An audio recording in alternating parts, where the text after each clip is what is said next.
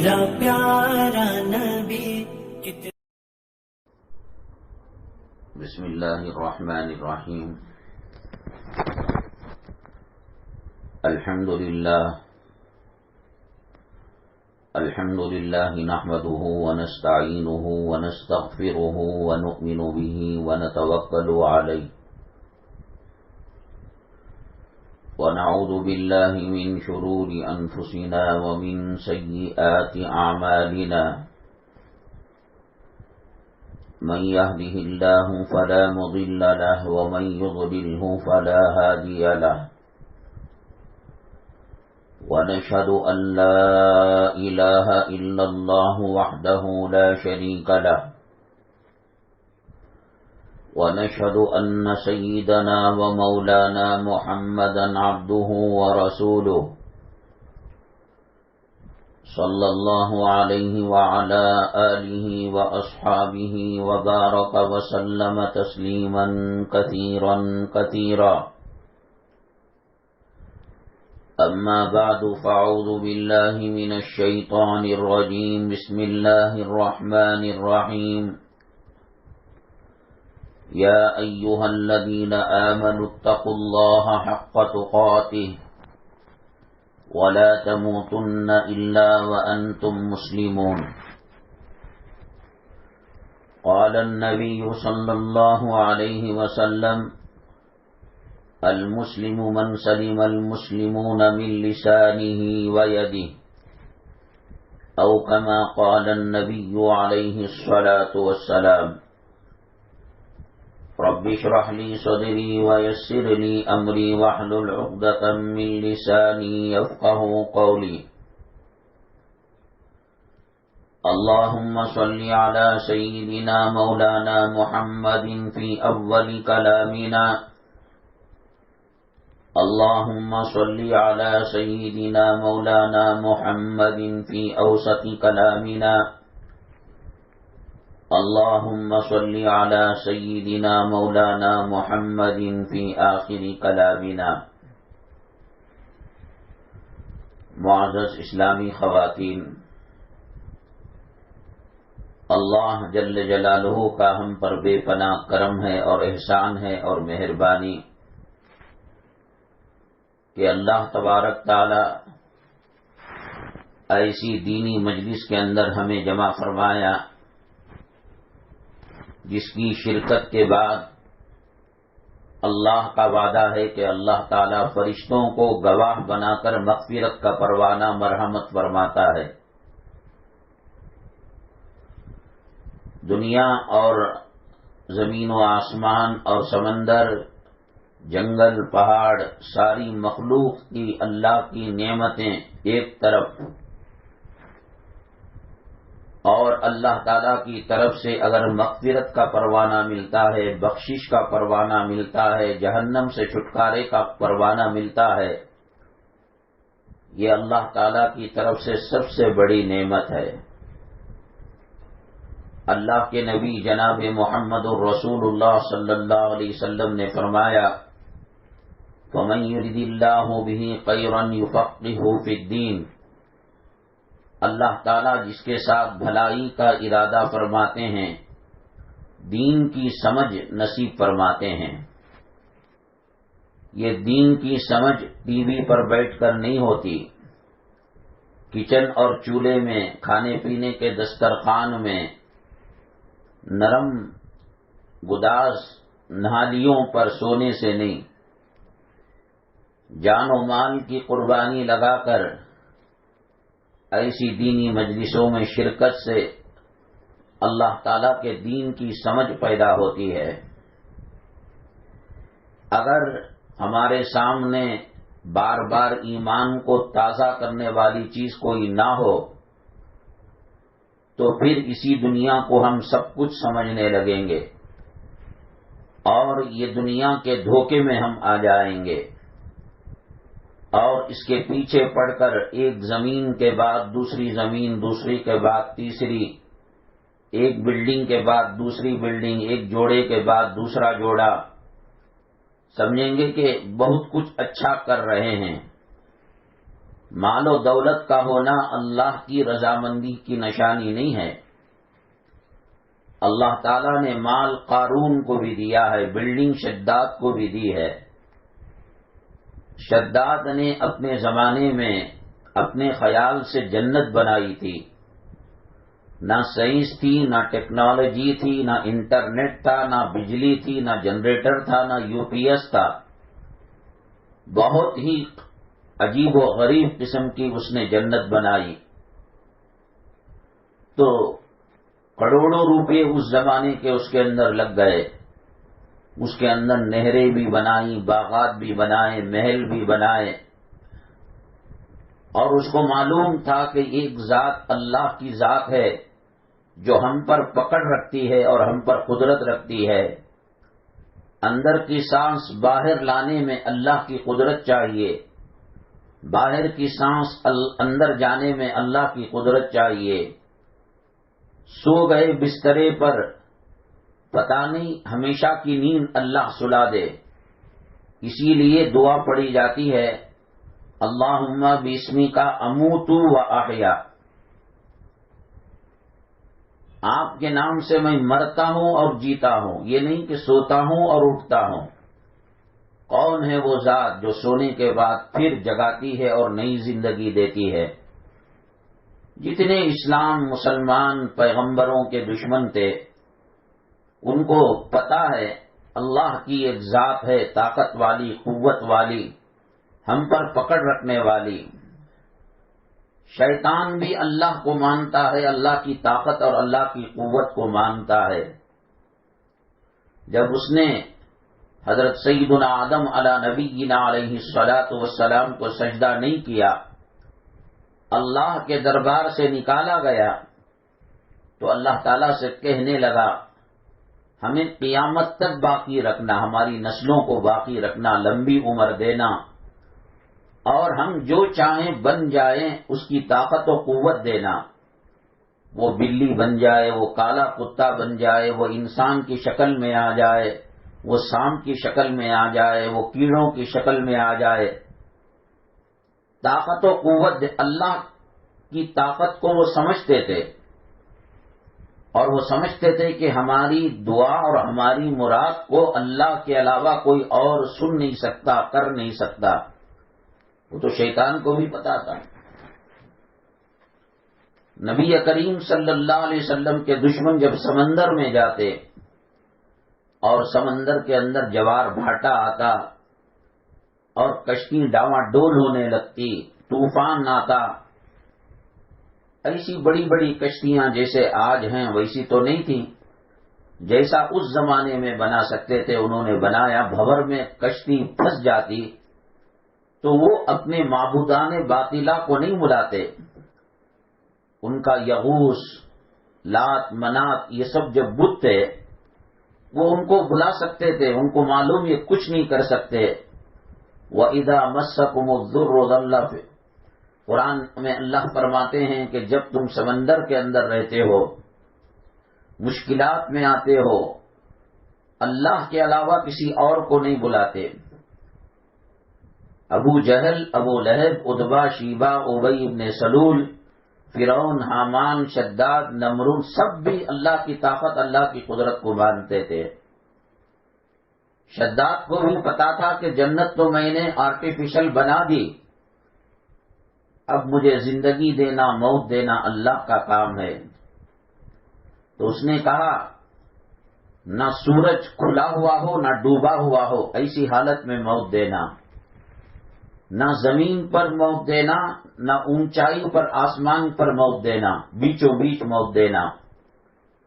پوری اس کی جو آرٹیفیشل جنت تھی بن گئی، تو یہ جانے لگا، تو جو دہلیز تھی وہ چھوٹی تھی، گھوڑے میں بیٹھ کر جا رہا تھا، تو اس نے یہ کیا کہ اپنے سر کو جھکا لیا تاکہ دہلیز کا اوپر کے حصے کا مار اس کے سر کو نہ لگے۔ دو پیر گھوڑے کے اندر تھے، دو پیر شداد کی جنت کے باہر تھے۔ دن ختم ہو کر سورج غروب ہو رہا تھا، آدھا غروب ہو چکا تھا، آدھا باقی تھا. وہ نہ دن میں شمار تھا نہ رات میں شمار تھا. اس نے اللہ سے کہا وہ یہ سمجھ کر کے ایسا نہیں ہوگا، یا تو دن ہوگا یا تو رات ہوگی، یا تو سورج رہے گا یا تو اندھیرا رہے گا. اس نے کہا کہ آدھا دن آدھی رات ہو، نہ زمین پر مجھے مارا جائے نہ آسمان پر مارا جائے. سورج آدھا غروب ہو چکا تھا، جو آدھا غروب تھا ادھر تو اندھیرا تھا، رات ہو گئی، اور آدھا جو باقی تھا ادھر دن تھا.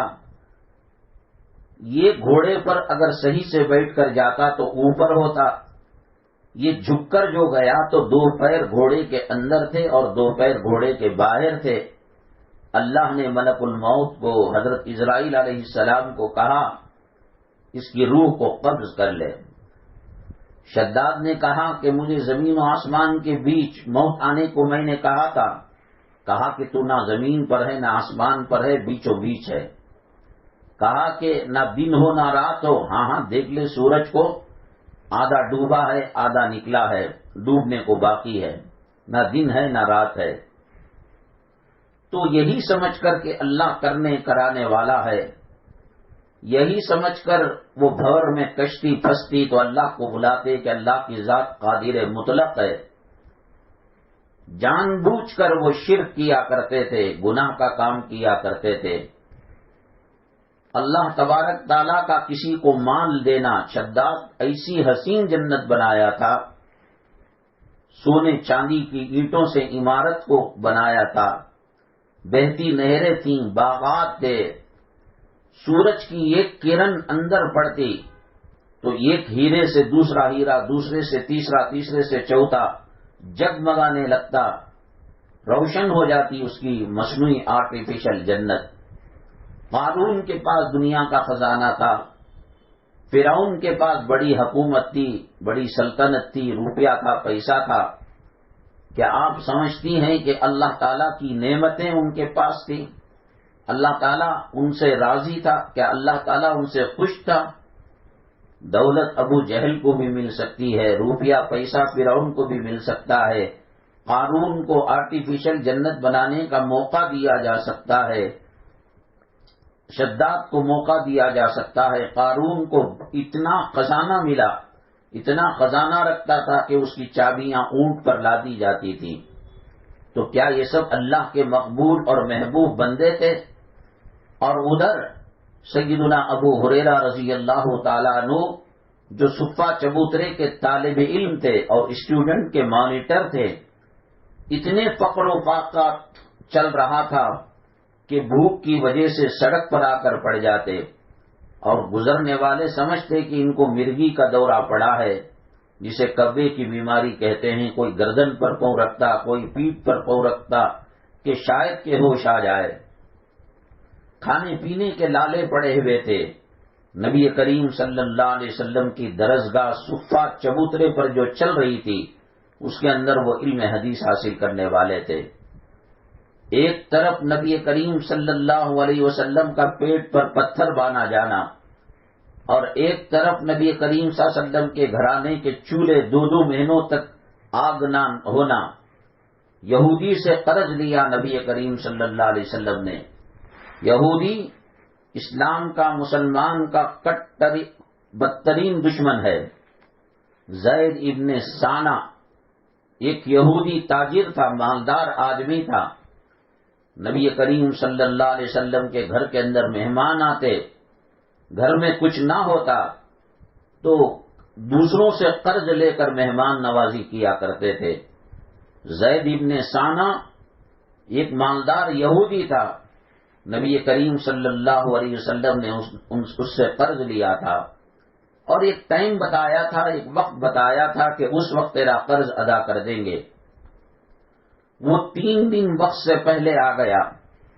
اس کا مقصد نبی کریم صلی اللہ علیہ وسلم کی توہین کرنا تھا، انسلٹ کرنا تھا، نام خراب کرنا. گویا وہ سمجھا ہوا تھا.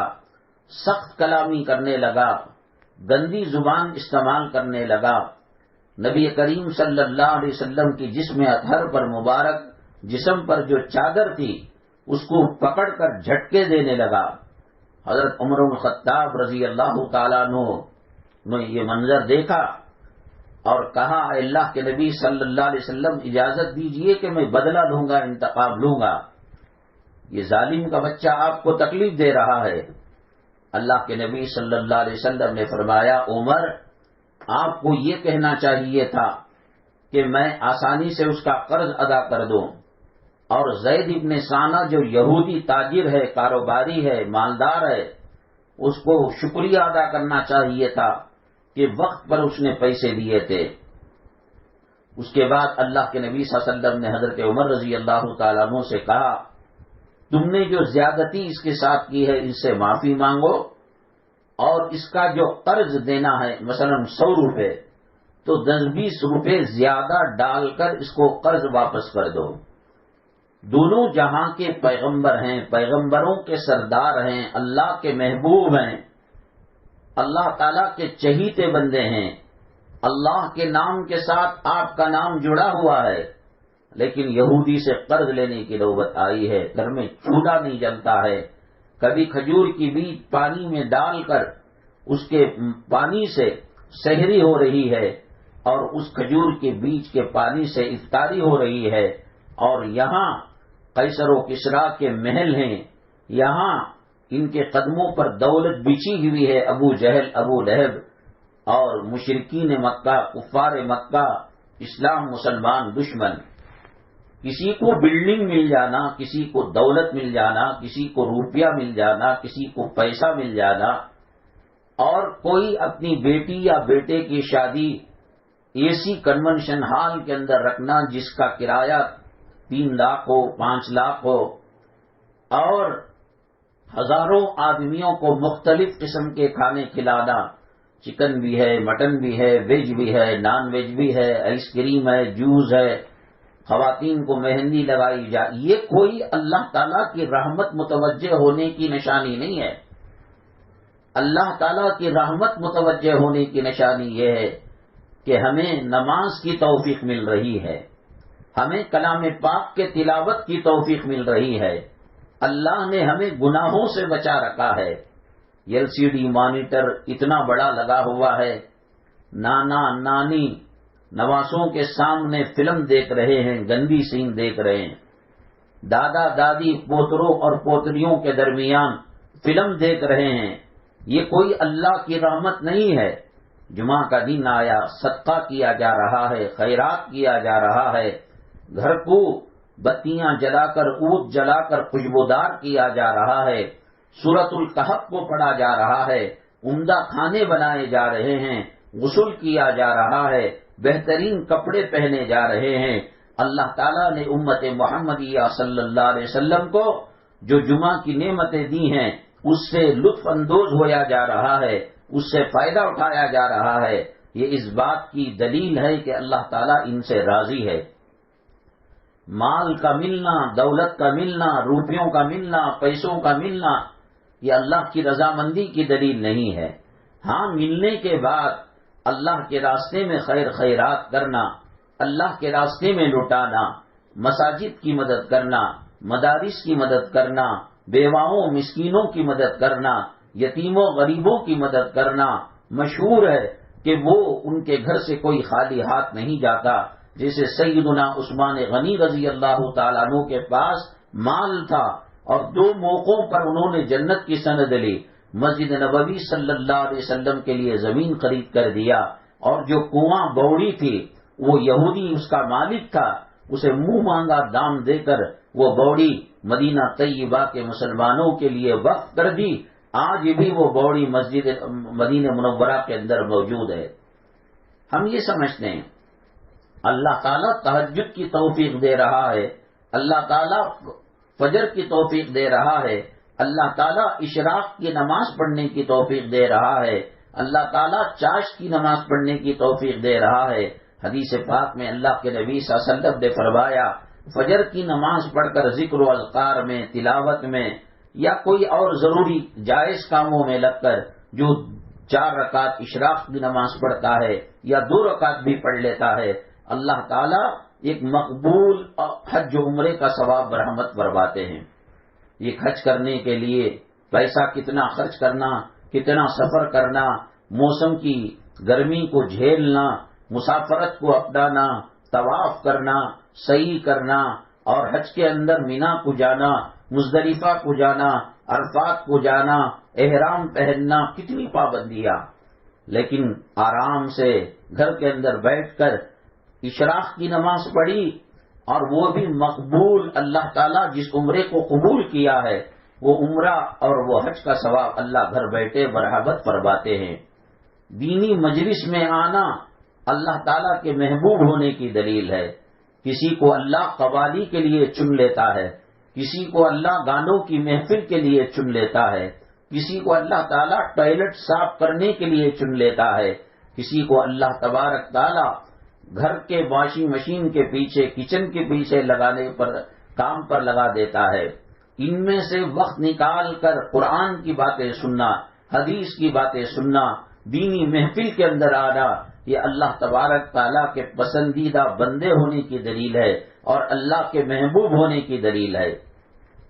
فرشتے اللہ کے پاس تذکرہ کرتے ہیں کہ مدنی منزل میں فلاں وقت سے فلاں وقت تک دین کی باتیں ہو رہی تھی.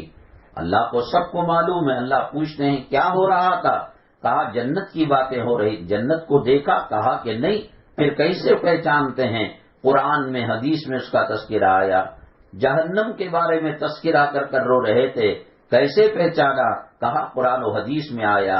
آپ اللہ تعالیٰ کی توحید کا تذکرہ، رسول اللہ صلی اللہ علیہ وسلم کی رسالت و نبوت کا تذکرہ ہو رہا تھا. کہا کیا انہوں نے مجھے دیکھا، پیغمبر کو دیکھا؟ نہیں، قرآن و حدیث پر ایمان لائے ہوئے تھے. اللہ فرماتے ہیں اے فرشتوں تم گواہ رہو، اس مجلس کے ختم ہونے سے پہلے ہم نے ان کو مغفرت کا پروانہ دے دیا. میری مائیں اور بہنیں، یہ کوئی معمولی چیز نہیں ہے. امریکہ کوئی ایوارڈ دیتا ہے، بچہ اسکول کے اندر اسپورٹس کے اندر حصہ لے کر ادھر سے ادھر بھاگنے میں، کرکٹ کھیلنے میں، فٹ بال کھیلنے میں کوئی میڈل لے کر آتا ہے، کوئی تمغہ لے کر آتا ہے. یہ وہ تمغے ہیں، یہ وہ میڈل ہیں جو دنیا میں ختم ہو جاتے ہیں، قبر میں کام نہیں آتے، قیامت میں کام نہیں آتے. قیامت میں ماں باپ اولاد کے کام نہیں آتے، اولاد ماں باپ کے کام نہیں آتے، خاوند بیوی کے کام نہیں آتا، بیوی خاوند کے کام نہیں آتی. ایسے میں یہاں ذکر کر لینا، یہاں دینی مجلس کے اندر بیٹھ کر اللہ کی رضامندی کا پروانہ پا لینا. میرے رب کی عزت و جلالت کی قسم، آکسفورڈ امریکہ کے بڑے بڑے آسکر ایوارڈ اور دنیا کے بڑے بڑے ایوارڈ وہ پیشاب کے قطرے کو نہیں لگ سکتے، وہ آخرت میں کچھ کام آنے والے نہیں. یہ مغفرت کے ٹکڑے پروانے، یہ جہنم سے خلاصی کے پروانے، یہ ذکر کے حلقے، یہ دینی مجلس کی حلقے، یہ قرآن کے حلقے، یہ نبی کی سیرت کے حلقے، ان کی کیا قدر و قیمت تھی، ان کی کیا منزلت تھی، قبر میں جا کر پتہ لگے گا. ہندوستان کے اندر روپیہ چلتا ہے، پیسہ چلتا ہے. یہاں اگر کسی کو $1000 دے، $1,00,000 دے، اس کو پتہ نہیں. لیکن جب امریکہ سفر کر کر جاتا ہے پتہ لگتا ہے کہ $1,000 میں کیا کیا مل سکتا ہے، $1,00,000 میں کیا کیا مل سکتا ہے. جس طریقے سے کسی زمین کو چھوڑ دیا جائے، خود رو پودے اگ جاتے ہیں، گھاس اگ گئی، جنگلی درخت اگ گئے، کانٹے اگ گئے. جو اچھی چیز ہے وہ خود بخود اگتی نہیں ہے.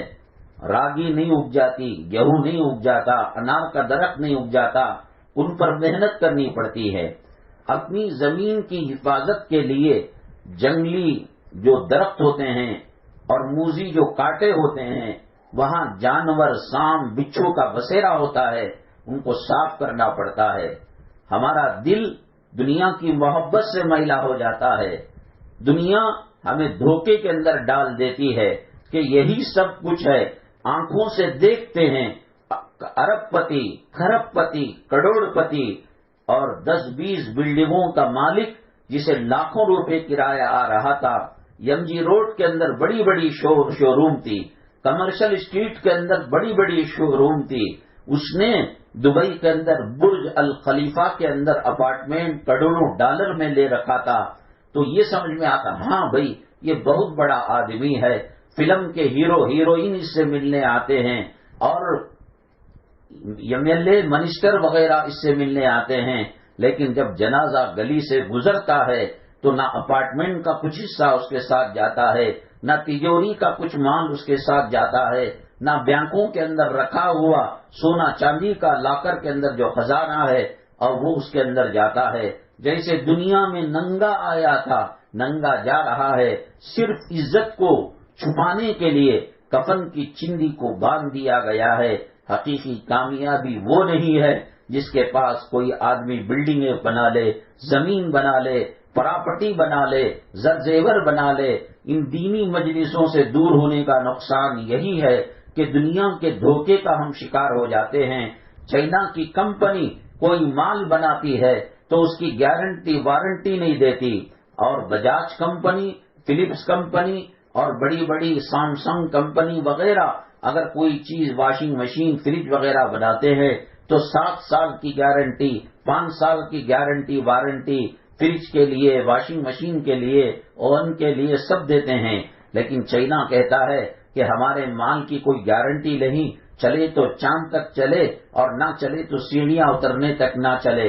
اللہ نے دنیا بنایا تو دھوکے کا گھر بنایا، فنا ہونے والے کا گھر بنایا، اور بنا کر کہا کہ پوری دنیا میرے نزدیک پتھر کے پر کے برابر نہیں ہے۔ اللہ کے نبی صلی اللہ علیہ وسلم حضرات صحابہ کرام رضوان اللہ علیہ مجمعین کو لے کر جنگل کی طرف گئے اور وہاں ایک مری ہوئی بکری کا بچہ تھا۔ کہا کیا تم میں سے کوئی اس کو خرید سکتا ہے اور اس کو اپنے گھر لے جا سکتا ہے؟ صحابہ کرام نے عرض کیا اے اللہ کے نبی صلی اللہ علیہ وسلم، اس کے اندر کیڑے ململا رہے ہیں، جراثیم ململا رہے ہیں، وائرس اور بیکٹیریا اس کے اندر موجود ہے، یہ پسند نہیں تھا، اسی لیے تو اس کو ٹٹی میں ڈالا گیا ہے، کچرے کی جگہ ڈالا گیا ہے۔ اللہ کے نبی صلی اللہ علیہ وسلم نے فرمایا کہ جس طریقے سے یہ مرا ہوا جانور اور جانور کا بچہ کیڑوں کے اندر لت پت ہے اور بدبودار ہے، اللہ کی نگاہ میں یہ دنیا اس سے بدتر ہے۔ ہم دینی مجموعوں کے اندر نہیں رہیں گے، جائیں گے نہیں تو نہ قبر سے عبرت حاصل کریں گے، نہ جنازے سے عبرت حاصل کریں گے، دنیا ہمیں دھوکے میں ڈال دے گی۔ اللہ نے دنیا بنا کر کہا فلا تغرنکم الحیات الدنیا، اے لوگو دنیا تمہیں دھوکے کے اندر نہ ڈالے، اس کا ظاہر حسین ہے، اس کا باطن سڑا ہوا ہے۔ حضرت عیسیٰ علیہ نبینا علیہ الصلاۃ والسلام کے پاس ایک حسین خوبصورت زمین و آسمان چاند ستاروں کا حسن اور چمک لیے ہوئے ایک عورت آئی، کہا کہ تم بڑی حسین ہو، چمکدار ہو، تو اس نے کہا کہ میں دنیا ہوں، پھر پلٹ کر جانے لگی، اتنی بدبودار، اتنی ڈراؤنی، اتنی گندی، اتنی بھیانک۔ حضرت عیسیٰ علیہ السلام فرماتے ہیں میں نے زندگی میں اس سے خراب بدبو نہ سونگی، شاید مرتے دم تک ایسی بدبو کو میں سونگ پاؤں گا، اتنی بری چیز کو نہ دیکھا نہ میں مرتے دم تک دیکھ پاؤں گا۔ تو اس سے کہا کہ تم کون ہو؟ کہا کہ میں دنیا ہوں۔ نہیں، تم تو اچھی تھی اور حسین تھی، جمیل تھی، چاند سورج ستاروں کی چمک تھی، اب پلٹے تو ایسا۔ تو اس نے کہا میں دیکھنے میں حسین لگتی ہوں لیکن اندر سے میں سڑی گلی ہوں۔ یہ بنانے والے نے اس کو سڑا گلا بنا دیا، رحمت کی نگاہ سے اس دنیا کو نہیں دیکھا۔ حضرت آدم علیہ السلام جنت کے اندر پھل کھانے سے جو منع کیا گیا، حضرت حوا حضرت آدم علیہ السلام نے کھا لیا تو قضائے حاجت واش روم ٹوائلٹ جانے کی ضرورت پڑی۔ اللہ نے کہا یہ میری ملعون دنیا ہے، یہ میری ذلیل دنیا ہے، یہ میری نگاہ رحمت سے گری ہوئی دنیا ہے، یہ وہ دنیا ہے کہ جو میرے نزدیک مچھر کے پر کے برابر کوئی حیثیت نہیں رکھتی اور سڑے ہوئے مردے سے بدتر ہے۔ جاؤ اس دنیا کے اندر قضائے حاجت کرنے کے لیے، واش روم کو جانے کے لیے۔ میرے کہنے کا مطلب یہ ہے جس طریقے سے آپ مکان کو تالا لگا کر یا زمین کی طرف توجہ نہ دیں، مکان اگر 40 دن، مہینہ، 2 مہینے، 4 مہینے، سال بند رہے، دیمک آ جاتی ہے، کیڑے مکوڑے بسیرا کر لیتے ہیں، جانور اور چرند پرند اس کے اندر اپنا بسیرا گھونسلے بنا لیتے ہیں، گندگی ہونے لگتی ہے، تعفن آنے لگتا ہے، اس دل کی صفائی کے لیے ہم نے کیا کام کیا. یہاں بے پردہ عورتیں دل کو زخمی کر رہی ہیں، یہاں فلم ہمارے دل کو زخمی کر رہا ہے، یہاں کے محل اور یہاں کی چمکتی دمکتی دنیا ہمارے دل کو میلا کر رہی ہے. ہم جانے نہ جانے یہ دنیا ذلیل ہے، یہ دنیا بدتر ہے. اللہ کے نبی صلی اللہ علیہ وسلم نے فرمایا خیر البقاء المساجد، دنیا کے اندر سب سے بہترین زمین کے ٹکڑے اللہ کے گھر ہیں، اللہ کی مسجدیں ہیں، اور وہ جگہ جہاں اللہ کا ذکر کیا جاتا ہے، اللہ کو یاد کیا جاتا ہے. وشر البقاء الاسواق، اور آپ نے فرمایا کہ دنیا کے اندر بدترین جگہ بازار ہے. ایک آدمی بازار میں جاتا ہے تو چہرم کلمہ پڑھ کر اپنے ایمان کو تازہ کرایا جاتا ہے. کیا بازار میں آدمی کو مشرک بنایا جاتا ہے؟ کیا بازار میں آدمی کو کافر بنایا جاتا ہے؟ کیا بازار کے اندر آدمی کو اسلام سے نکالا جاتا ہے؟ کیوں کلمہ پڑھنے کا حکم دیا گیا؟ جیسے عیسیٰ علیہ الصلوۃ والسلام کے پاس دنیا کا ایک رخ چمکتی دمکتی چیزوں کے ساتھ آیا. یہ بازار کی چمکتی چیزیں، یہ رونق کی چیزیں کہیں ہمیں اللہ کے ذکر سے غافل نہ کر دے، کہیں دنیا کی مال کی محبت دل میں آ کر اللہ کی یاد سے غافل نہ کر دے. یا ایھا الذین آمنوا لا تلہکم اموالکم ولا اولادکم عن ذکر اللہ، تمہیں غافل نہ کرے یہ مال یہ اولاد اللہ کے ذکر سے. اس لیے بازار کو جب سے گزرا جاتا ہے لا الہ الا اللہ وحدہ لا شریک لہ، یہ دعا پڑھی جاتی ہے تاکہ بازار کا ظاہری دھوکہ، اور جس کو اللہ نے کہا متاع الغرور، یہ دھوکے کا گھر ہے، یہ دھوکے میں آ کر نماز وقت پر ادا نہ ہو اور قضا ہو جائے نماز، اللہ کے ذکر سے غافل نہ ہو. ان لوگوں نے اس پر ریسرچ کیا کیوں مسجدیں بہترین جگہ ہیں اور بازار بری جگہ ہے، تو انہوں نے آن لائن شاپنگ کر کر بازار کو گھر کے اندر گھسیڑ دیا.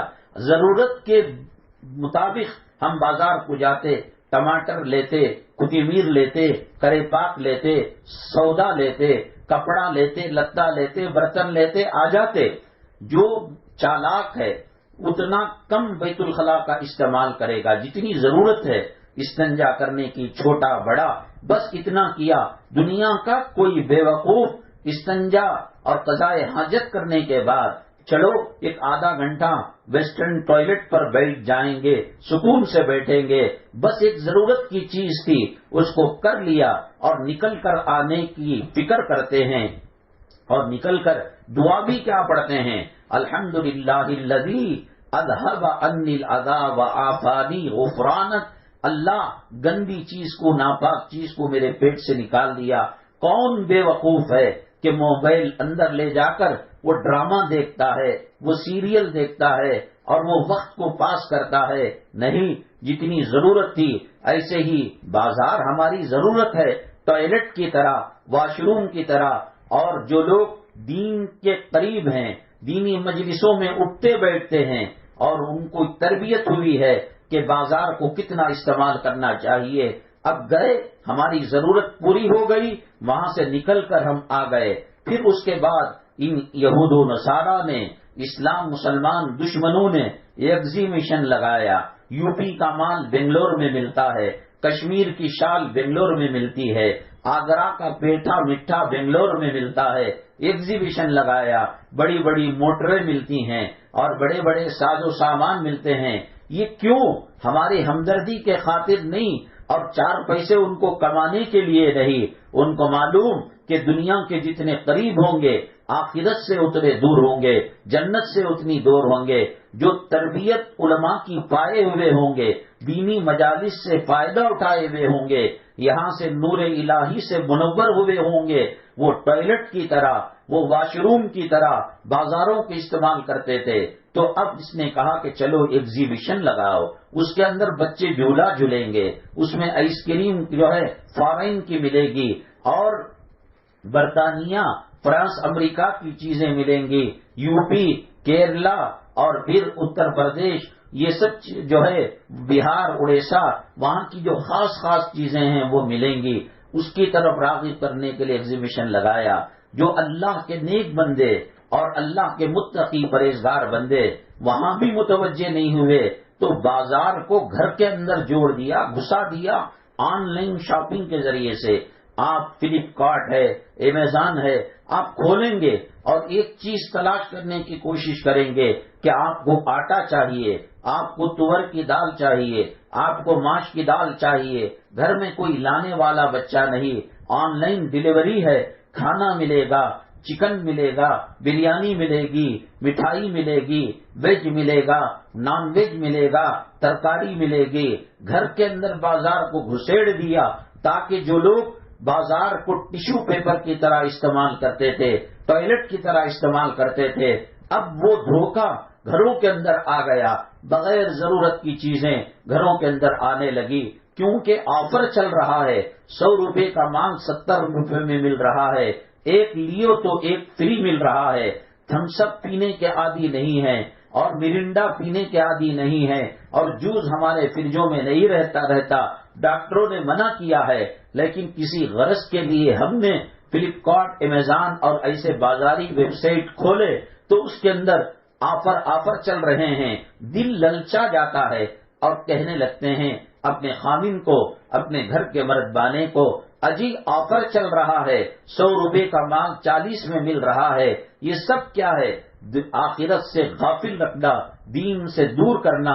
آپ بتائیے مجھے کہ اگر چھری سونے کی ہوتی ہو تو کیا اس سے گلا کاٹا جا سکتا ہے؟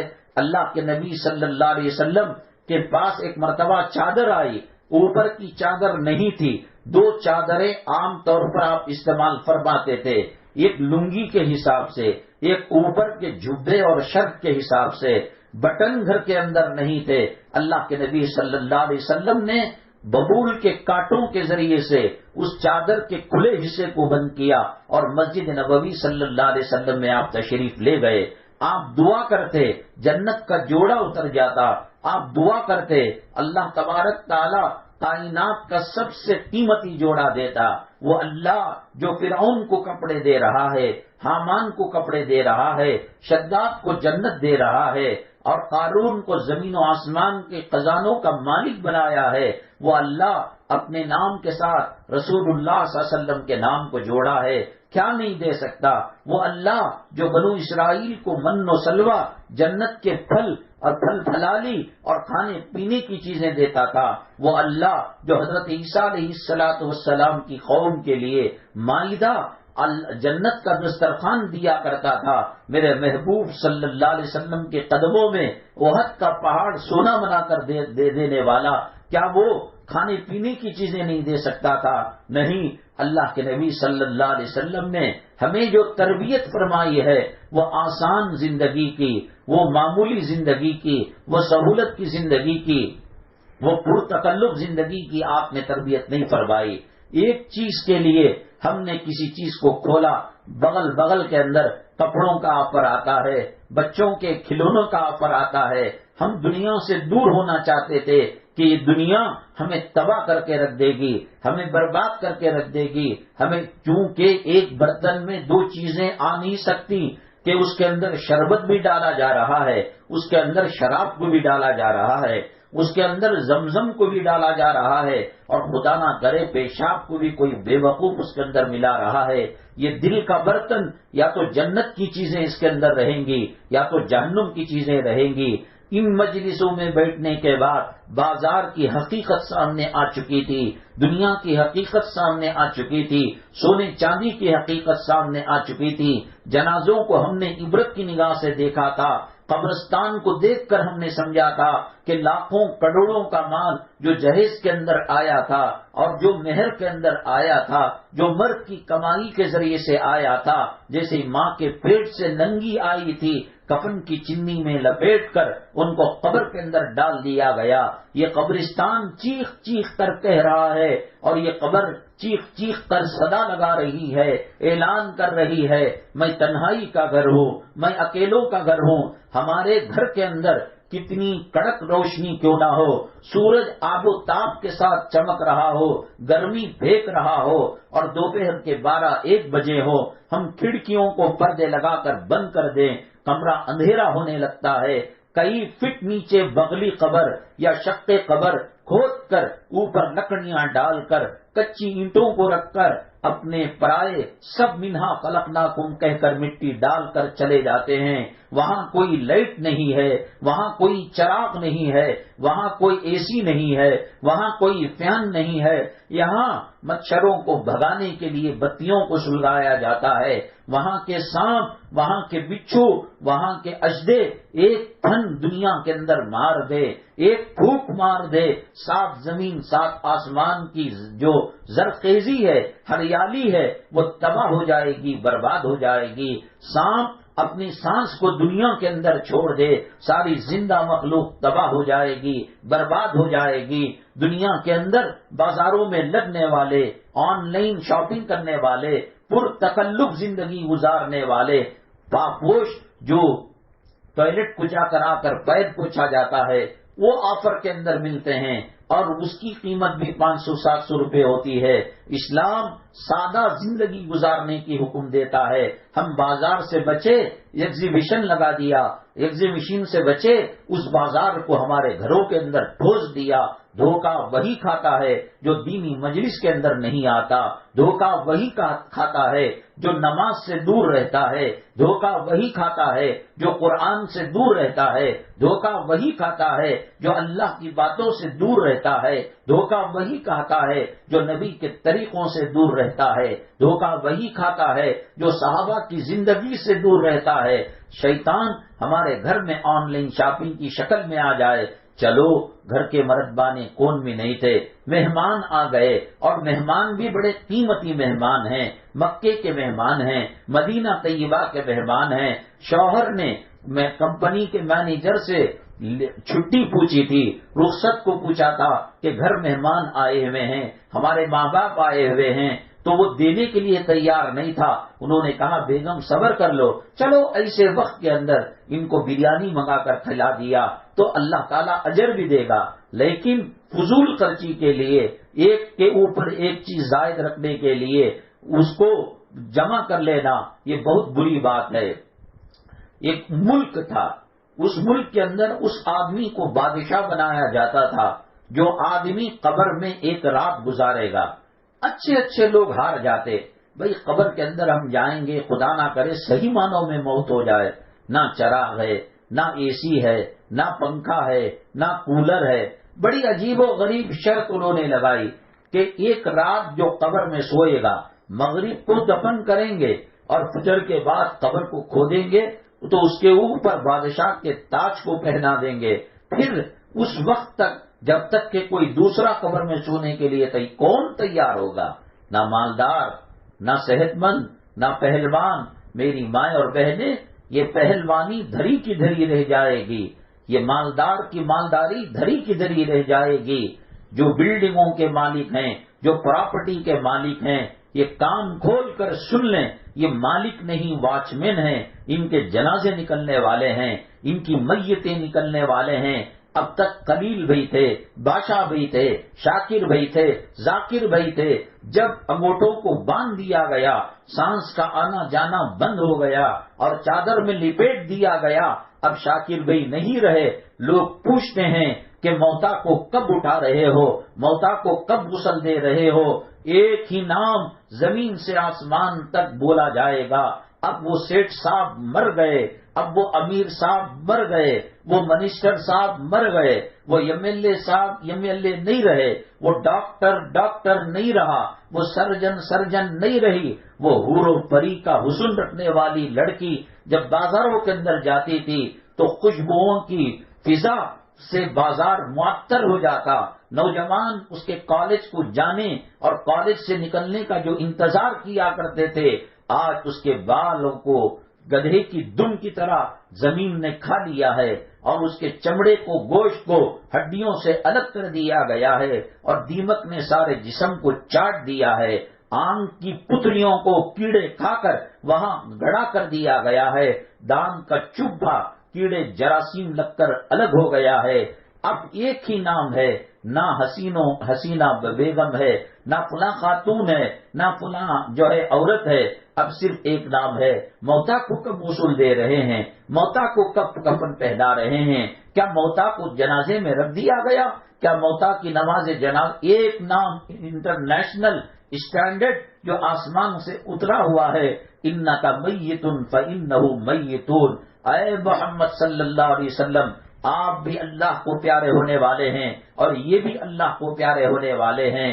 بلڈنگوں کے مالک وہ مالک نہیں، واچ مین ہیں، حساب ان کو دینا پڑے گا، مزے ان کے بچے لیں گے۔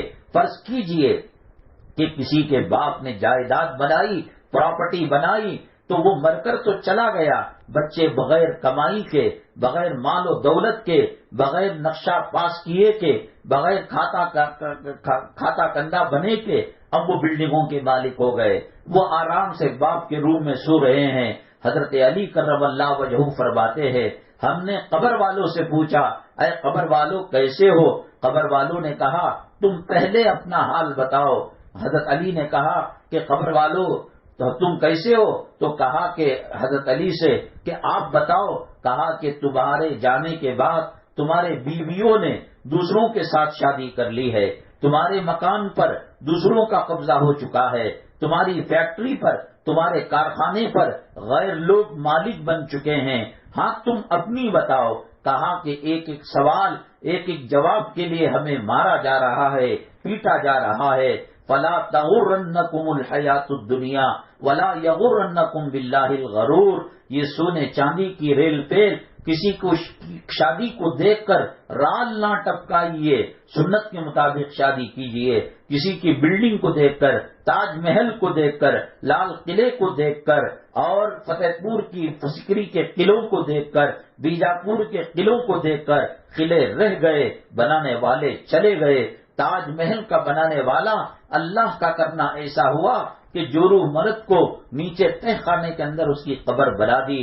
اے تاج محل کے دیکھنے والوں، رال ٹپکانے والوں اور اس کی عظمتوں کے گن گانے والوں، بنانے والا مٹی میں مل گیا، اور جس کے نام سے ممتاز محل جو شاہ جہاں کی بیوی تھی وہ بھی زمین کے اندر مل گئی۔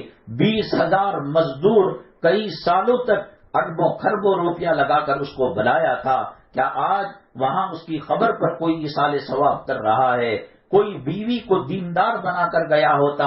دارالعلوم دیوبند کے شیخ الحدیث حضرت مفتی سعید صاحب پالن پوری رحمت اللہ علیہ، اللہ ان کے درجات کو بلند کرے، کروٹ کروٹ راحت نصیب فرمائے۔ وہ حافظ مدرسے میں نہیں بنے تھے، مولوی پڑھاتے پڑھاتے، حدیث پڑھاتے پڑھاتے انہوں نے تھوڑا تھوڑا کر کر کلام پاک کو یاد کر کر حافظ بن گئے۔ خود حافظ بننے کے بعد اپنی بیگم صاحبہ کو حافظ قرآن بنایا۔ کئی بچے 7، 8، 10 بچے ہوں گے شاید، سب کو حافظ قرآن بنایا۔ ان کی شادیاں کی، ان کی بہوؤں کو حافظ قرآن بنایا۔ ہماری قبر پر، ہماری تربت پر کوئی کھڑے ہو کر 3 قل پڑھ لے، ایک کلام پاک پڑھ کر ہمارے لیے ایصال ثواب کر دے، وہ تاج محل کے بنانے سے بہتر ہے، وہ لال قلعے کے بنانے سے بہتر ہے، وہ امریکہ کے وائٹ ہاؤس بنانے سے بہتر ہے۔ اس نے جو تاج محل بنایا کوئی ثواب شاہ جہاں کی قبر میں نہیں جا رہا ہے، ممتاز محل کی قبر میں نہیں جا رہا ہے، بلکہ اس کا حساب و کتاب وہ دیتا ہوگا۔ تو اس ملک کا یہ قانون تھا کہ جس کو بادشاہ بننا ہے وہ ایک رات کے لیے قبر میں سونا پڑے گا۔ کون مصیبت کو دعوت دے گا؟ کون موت کو دعوت دے گا؟ کون قبر کے عذاب کو دعوت دے گا؟ دارالعلوم دیوبند کے اندر ایک صحن ہے، ایک جو کہتے ہیں زمین کا حصہ، عمارت کے سامنے صحن کہتے ہیں نا اس کو، تو وہاں اس کا نام احاطہ مولسری ہے۔ مولسری ایک پھل کا نام ہے، اس کا درخت وہاں پر ہے، اسی کی طرف منسوب کر کر احاطہ مولسری کے نام پر وہ علاقے کا نام رکھ دیا گیا۔ وہ دارالعلوم ہی کا ایک حصہ ہے اور دارالعلوم کی ملکیت ہے۔ اس کے بارے میں ہمارے بزرگان دین رحمت اللہ علیہ کا کشف ہے کہ جس کی نماز جنازہ یہاں ہوتی ہے اللہ تعالیٰ حساب و کتاب میں آسانی کا معاملہ فرماتے ہیں، مغفرت کا معاملہ فرماتے ہیں۔ چنانچہ جس کی نصیب میں ہونا ہوتا ہے وہاں نماز پڑھاتے ہیں، اللہ کرے کہ وہ صحیح ہو جائے۔ طلباء جو ہوتے ہیں، اسٹوڈنٹ جو ہوتے ہیں، وہ بعض اس میں بڑے شریر ہوتے ہیں، وہ استادوں کے ساتھ، ٹیچروں کے ساتھ ٹھٹا کرتے ہیں، مذاق کرتے ہیں، اور دوستوں کے ساتھ، یار آشناؤں کے ساتھ وہ ٹھٹا مذاق کرتے ہیں۔ کچھ لوگ روتی صورت ہوتے ہیں، لطیفے جوک سناؤ بھی تو ان کے چہروں پر مسکراہٹ نہیں ہوتی، کوئی غموں کی محفل میں مسکراہٹ کو بکھیرتے ہیں۔ تو خیر، تو دو لڑکے تھے، بڑے شریر تھے، انہوں نے یہ کیا کہ ایک جنازہ لیا، دارالعلوم کا مسجد کا جنازہ لیا، اور ایک ساتھی کو کہا کہ تم کفن میں لپٹ جاؤ، اور جنازے میں رکھ کر اوپر چادر کو چڑھا دیا، اور کہا کہ عصر یا کسی نماز کے بعد جنازہ احاطے منصری میں لائیں گے۔ تو جو بزرگ استاد ہوتے ان سے نماز جنازہ، جو پسندیدہ استاد اور بزرگ ہوتے ان سے نماز جنازہ پڑھائی جاتی تھی۔ ان کا پلان یہ تھا، منصوبہ یہ تھا کہ جب وہ نماز جنازہ پڑھائیں گے، اللہ اکبر کہہ کر ثنا پڑھیں گے، اللہ اکبر کہہ کر درود پڑھیں گے، تو دو ایک تکبیر کے بعد کفن کو چیر کر پھاڑ کر جنازے کے اوپر کے حصے کو ہٹا کر آئیں گے تو ایک وابیلا مچے گا، ایک ٹھٹا ہوگا، ایک مذاق ہوگا، ایک ڈرامہ ہوگا۔ تو ایک ساتھی تو جنازے میں کفن میں لپیٹ کر اندر ہو گیا، اور دوسرا ساتھی حضرت کے پاس میں قریب ہو گیا مزہ لینے کے لیے۔ ایک تکبیر ہوئی، اٹھنے کا نام نہیں، دوسری تکبیر ہوئی، اٹھنے کا نام نہیں، تیسری تکبیر کے اندر دعا پڑھی جاتی ہے، اٹھنے کا نام نہیں، چوتھی تکبیر پڑھ کر سلام کیا جاتا ہے، اللہ اکبر۔ یہ کیا ہو گیا؟ اے راشد بھائی، اے فلاں بھائی، اے حمید بھائی، اٹھتے کیوں نہیں؟ جو چادر ہٹا کر دیکھا کفن میں وہ مذاق سچا ہو گیا تھا۔ اللہ والوں کے ساتھ ٹھٹا کرنا، مذاق کرنا، اللہ کے عذاب کو، اللہ کے غصے کو دعوت دینا تھا۔ چنانچہ ایسے ہی ان کی موت ہو گئی، اور پھر دوبارہ ان کو غسل دے کر پھر دوبارہ نماز جرا۔ تو کون تیار ہوتا بادشاہت کے لیے، قبر میں جانے کے لیے؟ تو یہ ایک فقیر تھا، اس نے کہا کہ نہ ہمارے پاس دولت ہے، نہ روپیہ ہے، نہ پیسہ ہے، نہ جائیداد ہے، نہ پراپرٹی ہے، تو ہم اگر مر بھی جائیں تو کوئی ہمارا لاس نہیں ہے، اور جیت جائیں گے، جوا ہے، سٹا ہے، تو پھر بادشاہ بن جائیں گے۔ چنانچہ وہ دھوبی آدمی تھا، اپنا گدھا رکھ کر گدھے کے اوپر کپڑے لاد کر تالاب کے پاس جاتا، ندی کے پاس جاتا، اور لوگوں کے کپڑے دھو کر مزدوری اور اجرت کو حاصل کیا کرتا تھا۔ کہا کہ ایک گدھا ہے، اس کے علاوہ کچھ نہیں ہے۔ چنانچہ وہ کہا لوگوں سے، اے شہر کے لوگوں، اے سلطنت مملکت کے ممبران لوگوں، میں اس آج کی رات قبر میں سونے کے لیے تیار ہوں۔ اس نے کہا مر گئے تو کوئی بات نہیں، جی گئے تو بادشاہت ملے گی، ایک گدھے کا تو ہی تو نقصان ہے۔ چنانچہ قبر کو کھودا گیا، اندر ڈالا گیا۔ تو جیسے ہی قبر کے اندر کوئی جاتا ہے، یہ منکر نکیر، ان فرشتوں کو کیا پتا کہ یہ آرٹیفیشل ہے، زندہ ہیں، ڈرامہ کر رہے، وہ آئے اور آنے کے بعد کہا کہ حساب کتاب بتاؤ۔ وہ کہنے لگا کہ کیا حساب کتاب؟ نہ زمین، نہ پراپرٹی، نہ روپیہ، نہ پیسہ، نہ دولت، نہ تجوری، نہ مکان کچا، نہ مکان پکا، محل کچھ بھی نہیں، ایک گدھا رکھا ہوا ہے۔ تو ایک فرشتہ دوسرے فرشتے سے پوچھتا ہے کہ بھائی ان کا کیا معاملہ ہے؟ کہا کہ اس نے ایک مرتبہ گدھے کے نہ چلنے پر ایک کوڑا مارا تھا، ایک لکڑی کی مار ماری تھی، اے گدھے جلدی چل، وقت ہو رہا ہے، برسات ہونے کو ہے، دھوپ تیز ہے۔ تو کہا کہ کیا بھی تم نے مارا ہے؟ ہاں مارا ہے، بلا وجہ تھوڑی مارا ہے۔ تو کہا کہ اس کا کیا مسئلہ ہے؟ کہا کہ اللہ سے معلوم کریں گے۔ اللہ سے معلوم کیا تو اللہ نے کہا جانور پر ایک کوڑا ظلم کرنے پر، مارنے پر 100 کوڑے سے مارو۔ ایک ایک کوڑے پر زمین کے اندر دھس جاتا تھا، 100 کوڑے مارے گئے۔ پھر اس کے بعد کہا کہ اس کا دوسرا جرم کیا ہے؟ کہا کہ ایک مرتبہ گدھا بھوکا ہو گیا تھا، اور یہ ایسا بزی ہوا کہ وقت پر دانا پانی نہ دے سکا۔ تو اس سے پوچھا کہ بھائی کیا یہ مسئلہ صحیح ہے کہ تم نے گدھے کو دانا پانی نہیں دیا؟ اس نے کہا کہ معاف کرو، مجبوری تھی۔ کہا کہ اس کا کیا عذاب ہے؟ اللہ سے پوچھا، اللہ نے کہا 200 کوڑے لگیں گے۔ 200 کوڑے پھر ان کو مارے گئے، 100 کوڑے ایک مارنے پر، اور 200 کوڑے دانا پانی نہ دینے پر۔ تو اس کے بعد حسب معمول فجر کے بعد اشراق سے پہلے اس کی قبر کو کھودا گیا، تو نکل کر جھٹ پٹ ایسے بھاگا جیسے کوئی سانپ، اژدھے، شیر اور درندے اور جنگلی جانور کو دیکھ کر بھاگتا ہے۔ ارے بابا دھوبی صاحب رکو، تمہارے سر پر تاج پہنایا جائے گا، تمہیں بادشاہ بنایا۔ اس نے کہا تمہاری بادشاہت کی ایسی تیسی، ایک گدھے کے ساتھ تھوڑا معاملہ ہوا، اللہ نے پکڑ کا معاملہ کیا اور 300 کوڑے میرے جسم پر لگے ہیں. ایک کوڑا اگر زمین پر مارتا، مجھ پر مارتا، 70 گز میں زمین کے اندر دفن ہو جاتا. تو ایک گدھے پر 2 ظلم کیے تو یہ معاملہ. آج کتنی خواتین ہیں جو مرد کے تعلق سے اور اپنی اولاد کے تعلق سے نازیبا الفاظ زبان سے نکالتی ہیں. کیا اللہ تعالیٰ مواخذہ نہیں کرے گا؟ 2 جرم اس نے کیے تھے، جرم بھی نہیں تھے، مجبوری تھی، اس کے ساتھ یہ معاملہ ہوا ہے. ہماری دولتوں کا حساب و کتاب کیا ہوگا؟ ہمارے زیوروں کا حساب و کتاب کیا ہوگا؟ اللہ کے نبی صلی اللہ علیہ وسلم پوری حیات طیبہ کے اندر 2 قسم کے کھانے ایک دسترخوان کے اندر نہیں رکھے تھے. میری ماں، قبر کے اندر جانا کوئی کھیل تماشا نہیں ہے، کفن کے اندر لپٹنا کوئی کھیل تماشا نہیں ہے، موت کے وقت کی حالت اور سکرات کوئی کھیل تماشا نہیں ہے. اللہ کے قرآن نے کہا وَالْتَفَّتِ السَّاقُ بِالسَّاقِ إِلَىٰ رَبِّكَ يَوْمَئِذٍ الْمَسَاقُ. آپ نے دیکھا ہوگا کہ مرد کو کوئی ٹینشن ہوتی ہے یا عورت کو کوئی خطرناک ٹینشن ہوتی ہے، ڈلیوری کا مسئلہ ہے، کورٹ کا مسئلہ ہے، ٹیکس کا مسئلہ ہے، پولیس قانون عدالت کا مسئلہ ہے، تو آدمی کو نیند نہیں آتی. ایک تلوار ایک تلوے کے اوپر ڈال کر، ایک پنڈلی دوسری پنڈلی کے اوپر ڈال کر لگڑنے لگتا ہے.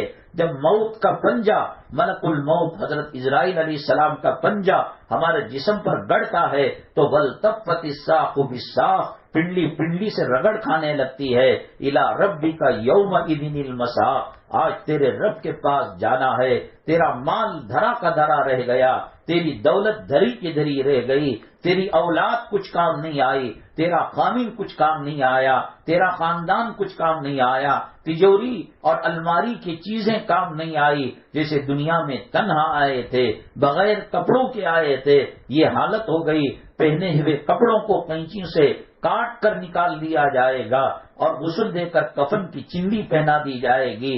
یہ فلاں سیٹ صاحب ہیں، BMW رکھے ہوئے ہیں، یہ فلاں سیٹ صاحب ہیں، ہر بچے کے الگ الگ کار ہے، یہ فلاں سیٹ صاحب ہیں، ان کے ریزارٹس ہیں، یہ فلاں سیٹ صاحب ہیں، امریکہ کے اندر ان کی بلڈنگیں ہیں، یہ فلاں سیٹ صاحب ہیں، دبئی کے اندر برج الخلیفہ کے اندر ان کی عمارتیں ہیں، یہ فلاں سیٹ صاحب ہیں، سعودی کے اندر ان کا بزنس ہے. آج وہ سیٹ صاحب اپنی BMW کار کے اندر نہیں، اپنے کروڑوں کی سواری کے اندر نہیں، صدقہ خیرات جو فقیر کے روپیوں سے مل کر جو جنازہ مسجد کو دیا گیا تھا، اس فقیروں کے چندے کے جنازے میں آج ان کی لاش جا رہی ہے. کیا ہماری آنکھوں نے یہ منظر نہیں دیکھا؟ کیا ہماری آنکھوں نے وہ منظر نہیں دیکھا کہ ان کے بچے کاندھے پر باپ کی لاش کو لے کر جا رہے ہیں، جنازے کو لے کر جا رہے ہیں؟ یہ سب کب خشیت پیدا ہوگی؟ اللہ تعالیٰ نے کہا لَهُمْ قُلُوبٌ لَا يَفْقَهُونَ بِهَا وَلَهُمْ أَعْيُنٌ لَا يُبْصِرُونَ بِهَا وَلَهُمْ آذَانٌ لَا يَسْمَعُونَ بِهَا أُولَٰئِكَ كَالْأَنْعَامِ بَلْ هُمْ أَضَلُّ. دنیا کی چمک دمک دل پر پڑ جاتی ہے، جنازہ سمجھ میں نہیں آتا، مال کی محبت دل کے اندر پردہ کر جاتی ہے، موت کی حقیقت سمجھ میں نہیں آتی، قرآن سمجھ میں نہیں آتا، حدیث سمجھ میں نہیں آتا. جیسے ایک بہت بڑے قلعے کو، ایک بہت بڑی زمین کو یوں ہی چھوڑ دیا جائے تو وہ کانٹوں کا بسیرا ہو جاتا ہے، سانپوں بچھوؤں کا مسکن اور ان کا گھر ہو جاتا ہے. ٹوائلٹ کے اندر بدبو آنے لگتی ہے، گھر کے اندر تعفن پیدا ہو جاتا ہے. ہمارے ایک ساتھی مولانا صاحب اللہ ان کے درجات بلند فرمائے، انہوں نے ہمارے مدرسے کے قریب مکان لیا تھا، پھر اس کے بعد وہ دوسری ڈیوٹی کو کسی وجہ سے چلے گئے.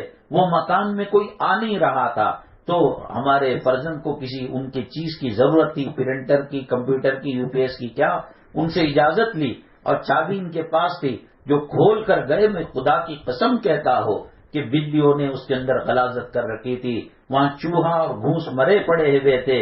ایک گھر کو اگر دیکھ بھال نہ کیا جائے بدبو پیدا ہو جاتی ہے. اس دل کو ذکر کا پانی نہ دیا جائے، دینی مجلس کی غذا نہ دی جائے، اس دل کے اندر شیطان بس جاتا ہے. نہ قرآن سمجھ میں آتا ہے، نہ قبرستان سمجھ میں آتا ہے، نہ موت سمجھ میں آتی ہے، نہ اللہ کی قدرت سمجھ میں آتی ہے. آنکھ ہے لیکن دیکھ نہیں رہی ہے، کان ہیں لیکن دین کی بات سن نہیں رہے ہیں، دل و دماغ ہے لیکن سمجھ نہیں پا رہے ہیں، کیا ہم غور کر نہیں سکتے کہ ان موڑوں پر کتنے جنازے اٹھے ہیں؟ ایک دن اسی جنازے میں سوار ہو کر جانا ہے، یہاں سے 40-50 قدم پر بلال قبرستان ہے، وہاں کے احاطے باؤنڈری پر کھڑے ہو کر قبرستان سے پوچھو کتنے اس کے اندر امراء ہیں، کتنے اس کے اندر کروڑ پتی ہیں۔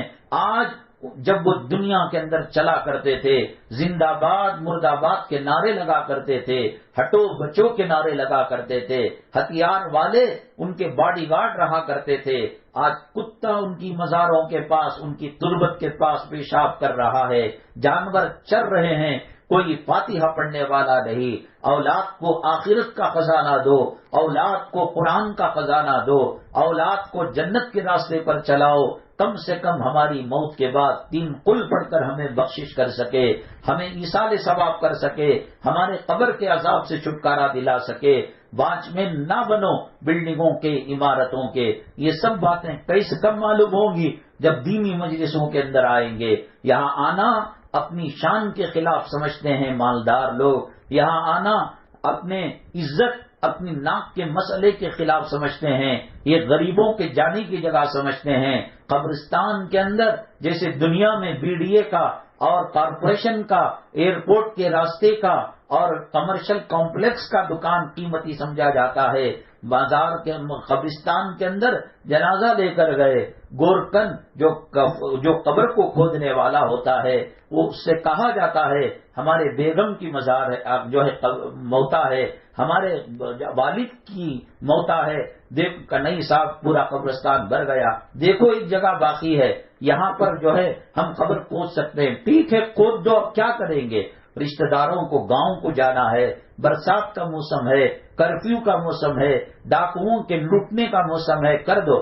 قبر کھد گئی اور جو ہے لاش کو اندر اتارا گیا اور مٹی کو ڈال دیا گیا۔ سہولت کے لیے گورکن قبر کھودنے والے سے پوچھا گیا یہ کس کی قبر ہے؟ ارے صاحب اس کو نہیں جانتے آپ، یہ بادشاہ بھائی ہیں جو الرحمان مسجد کے دہلیز پر کھڑے ہو کر یہ بھیک مانگا کرتے تھے۔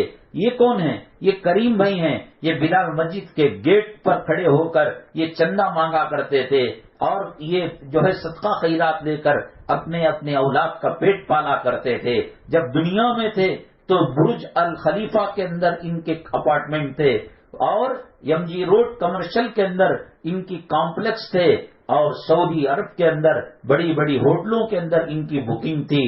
آج 2 فقیروں کے درمیان اس امیر کو ڈال دیا گیا ہے، نہ یہاں BDA کا جھگڑا ہے، نہ کمرشل کمپلیکس کا جھگڑا ہے، نہ برج الخلیفہ کا جھگڑا ہے۔ کل من علیہا فان ویبقى وجہ ربک ذو الجلال والاکرام۔ ہر چیز کو فنا ہے، یہ زمین مر جائے گی، یہ آسمان مر جائے گا، یہ امیر مر جائے گا، یہ غریب مر جائے گا، یہ مرد مر جائیں گے، یہ عورتیں مر جائیں گی، یہ تعلیم یافتہ ڈگری لینے والے مر جائیں گے، مریض مر جائے گا، ڈاکٹر مر جائے گا، سرجن مر جائے گا، پراپرٹی کا مالک مر جائے گا، پراپرٹی کا کرایہ دار مر جائے گا۔ ایسے ذکر جب ہوتا رہے گا دل میں خشیت الہی پیدا ہوگی اور دنیا کی محبت جگہ نہیں لے پائے گی، اور جتنی ضرورت ہے اتنی ضرورت کی زندگی گزاری جائے گی۔ ایک مرتبہ حضرت حفصہ رضی اللہ تعالیٰ عنہ، حضرت عمر الخطاب رضی اللہ تعالیٰ عنہ کی صاحبزادی، نبی کریم صلی اللہ علیہ وسلم کی زوج مطہرہ، ہماری امی جان حضرت رسول اللہ صلی اللہ علیہ وسلم کوئی قیمتی گدھے پر نہیں سوتے تھے، قیمتی نالی پر نہیں سوتے تھے۔ آج نالیاں لاکھوں روپے کے اندر آ رہی ہیں، ٹاٹ بچھایا جاتا مٹی کی زمین پر اور اسی پر سو جاتے، اور امہات المؤمنین ہماری مائیں اور نبی کریم صلی اللہ علیہ وسلم کے بچے صاحبزادیاں جب آپ کے پھول جیسے بدن کو دیکھتے تو ٹاٹ کے نشانات ان بدن پر پھول جیسے نازک کول کے بدن پر نشانات پڑے ہوئے ہوتے، آنکھوں سے پانی کے قطرے نکل جاتے۔ حضرت حفصہ رضی اللہ تعالیٰ عنہ کہاں میرے آقا کو چوٹ پہنچتی ہے اور جسم میں داغ لگ جاتا ہے اور جسم کے اندر تکلیف ہوتی ہے، اس کو دوہرا چوہرا کر دیا۔ یہ نہیں کہ کوئی دوسری چادر لا دی اور دوسری کمبل لے آئے، دوسری نہانی لے کر آئے، بلکہ اسی ٹاٹ کو 2-3 مرتبہ فولڈ کر دیا، تہجد میں جو اٹھتے تھے تھوڑی تاخیر ہو گئی. حضرت اللہ کے نبی صلی اللہ علیہ وسلم تہجد سے فارغ ہو کر پوچھا کس نے رات کو میرا بسترا لگایا تھا؟ حضرت حفصہ رضی اللہ تعالیٰ عنہ کی باری تھی. ڈرتے ڈراتے کہا آقا میں نے لگایا تھا. کیسے لگایا تھا؟ کچھ فرق آ گیا تھا کیا کہ آج میرے تہجد کے اٹھنے میں دیری ہو گئی؟ ہاں اے میرے آقا صلی اللہ علیہ وسلم، قیصر و کسرا اسلام مسلمانوں کے دشمن ہیں، خدا کے باغی ہیں، ان کے پاس بڑے بڑے محل ہیں، ان کے پاس شاہانہ جوڑے ہیں، ان کے خادم نوکرانیاں ہیں، وہ لذیذ قسم کے کھانے کھاتے ہیں. آپ دونوں جہاں کے آقا ہیں، آپ سید الانبیاء ہیں، آپ خاتم الرسول ہیں. اللہ نے آپ کا نام آپ اپنے نام کے ساتھ جوڑا ہے. آپ کے جسم پر ٹاٹ کے نشانات کو پڑتا ہوا دیکھ کر ہمارے دل میں دکھ آ گیا، ہمارے آنکھوں سے آنسو ٹپک گئے. میں نے کوئی چادر، کوئی پلنگ اور کوئی نالی نہیں لگائی، اسی کو چوکور کر کے رکھ دیا. اللہ کے نبی صلی اللہ علیہ وسلم نے فرمایا حفصہ جیسے تھا ویسے ہی بسترا کر دو. اس کو چوکور کرنے نے مجھے تہجد کے اندر غفلت کو پیدا کر دیا. ایک چادر، ایک ٹاٹ کے چوہرا کرنے سے، اس کو ڈبل کرنے سے تہجد میں تاخیر ہو رہی ہے. گھر کے اندر فضول سامان، فضول جو ہے کپڑے رکھنا، زیورات کو رکھنا، کتنا بڑا حساب اللہ تعالیٰ کو دینا پڑے گا. وقت ہو رہا ہے، ورنہ میں حضرت عمر الخطاب رضی اللہ تعالیٰ عنہ کا واقعہ سناتا. انشاءاللہ اگلے ہفتے سنانے کی کوشش کریں گے. اللہ دنیا کی محبت ہمارے دلوں سے نکالے، آخرت کی عظمت محبت پیدا فرمائے. اللہ حساب کتاب سے حفاظت فرمائے، بغیر حساب و کتاب اللہ جنت الفردوس نصیب فرمائے. اے اللہ جو خواتین جان مان کی قربانی دے کر تشریف لا رہی ہیں، اللہ ان کی مرادوں کو پورا فرما، ان کے ارمانوں کو پورا فرما، ان کو سر کے بالوں سے لے کر پیر کے تلوے تک صحت و شفا نصیب فرما. گھریلو اور ذاتی پریشانیوں کو دور فرما، قرض کی لعنت سے حفاظت فرما، حرام روزی کی لعنت سے حفاظت فرما، رزق حلال نصیب فرما. کلام پاک کی تلاوت کرنا، ذکر کرنا، درود پڑھنا اور نمازوں کو وقت پر پڑھنا نصیب فرما. آپ سے گزارش ہے کہ ہمارے اشرف بھائی کے جو گھر والی محترمہ صاحبہ ہیں خدمت گزار، اپنے موبائل نمبر ان کو لکھا دیں بغیر نام کے، بغیر ایڈریس کے، کہ یہاں مدنی منزل کے اندر کبھی قرآن خوانی کو رکھا گیا یا کوئی ضروری بات ہوگی تو اس کے اندر آپ کو میسج سے بتلا دیا جائے گا. اللہ تبارک تعالیٰ ان مجلسوں پر جو وعدے ہیں مغفرت کے وہ ہمیں نصیب فرمائے.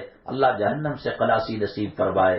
الحمدللہ رب العالمین والصلاة والسلام على سید المرسلین وعلى آلہ وصحبہ اجمعین ومن تبعهم بإحسان إلى يوم الدين. اللهم ارحم امت محمد صلی اللہ علیہ وسلم. اللهم اصلح امت محمد صلی اللہ علیہ وسلم. اللهم فرج عن امت محمد صلی اللہ علیہ وسلم. اللهم انا نجعلك في نحورهم ونعوذ بك من شرورهم. سبحان ربك رب العزة عما يصفون وسلام على المرسلين والحمد لله رب العالمين.